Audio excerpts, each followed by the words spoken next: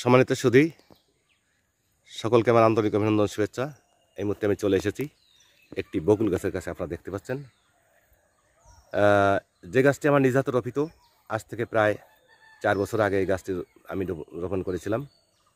আমি বিভিন্ন school, college, বিভিন্ন শিক্ষা প্রতিষ্ঠান, বিভিন্ন অফিসে আমি নিজ উদ্যোগে গাছ রোপণ করে থাকি।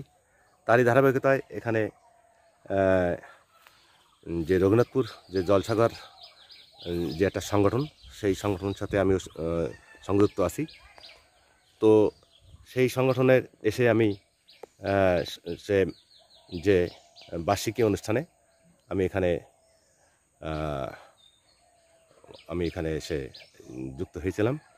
সেই উপলক্ষেই এখানে গাছ রোপণ করা হয়েছিল। সেই গাছটি দেখুন আজকে কত বড় হয়েছে, এটা আসলে আমার মন ভরে গেছে। তো আপনারা একটু খেয়াল করে দেখুন, গাছটি বেশ মোটা হয়েছে। গোড়ার দিকটা একটু দেখানোর চেষ্টা করছি। এখন আমার এত ভালো লাগছে যে এই গাছের ডালে, পাতার ফাঁকে অনেক পাখির কিচিমিচি যে ডাক, সেটা হয়তো শোনা যাবে তখন।